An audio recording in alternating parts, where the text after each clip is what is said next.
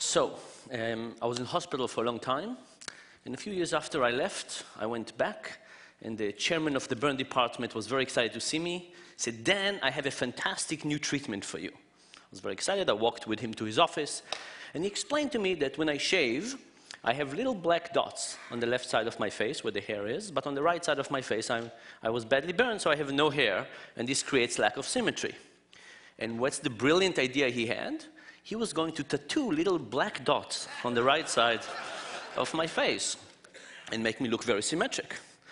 Sounded interesting. He asked me to go and shave. Let me tell you, this was a strange way to shave because I thought about it and I realized that the way I was shaving then would be the way I would shave for the rest of my life because I had to keep the width the same. When I got back to his office, I wasn't really sure. I said, "Can I see some evidence for this?" So he showed me some pictures of little cheeks with little black dots, not very informative. I said, "You know, what happened when I grow older and my hair becomes white? What would happen then?" "Oh, don't worry about it," he said. "We have laser, we can whiten it out." But I was still concerned, so I said, "You know what? I'm not going to do it." And then came one of the biggest guilt trips of my life. This is coming from a Jewish guy, right? So that means a lot.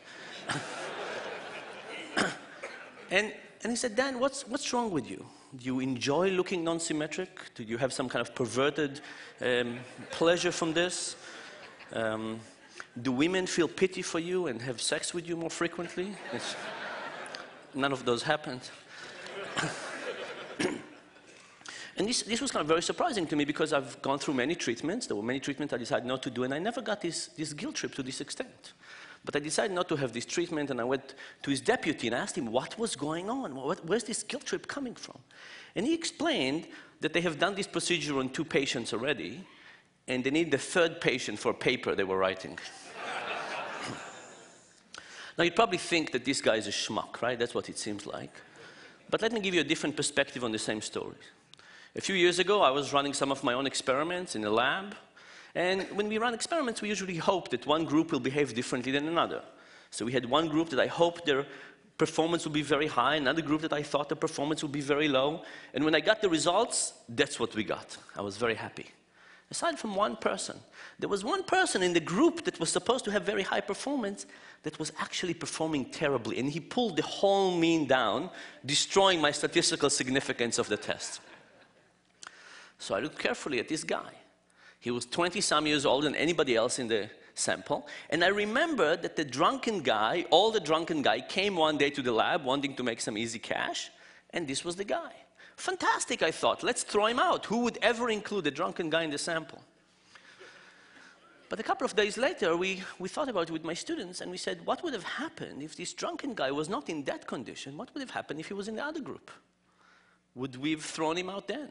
We probably wouldn't have looked at the data at all, and if we did look at the data, we'd probably said, fantastic, what a smart guy who is performing this low, because he would have pulled the mean of the group lower, giving us even stronger statistical result that we could. So we decided not to throw the guy out and to rerun the experiment. But you know, these stories and lots of other experiments that we've done on conflicts of interest basically kind of bring 2 points to the foreground for me. The first one is that in life we encounter many people who, you know, in some way or another try to tattoo our faces, right? They just have the incentives that get them to be blinded to reality and give us advice that is inherently biased. And I'm sure it's something that we all recognize and we see that it happens. Maybe not, we don't recognize it every time, but we understand that it happens.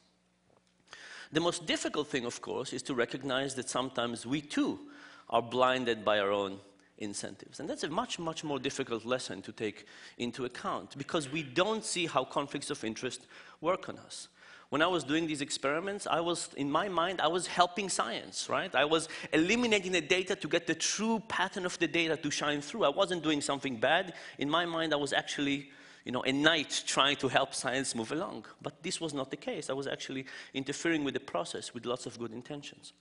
And I think the real challenge is to figure out where are the cases in our lives where conflicts of interest work on us, and try not to trust our own intuition to overcome it, but to try to do things that prevent us from falling prey to these behaviors, because we can create lots of undesirable circumstances. I do want to leave you with one positive thought. I mean, this is all very depressing, right? People have conflicts of interest, we don't see it, and so on. The positive perspective, I think, of all of this is that if we do understand when we go wrong, if we understand the deep mechanisms of why we fail and where we fail, we can actually hope to fix things. And that, I think, is the hope. Thank you very much.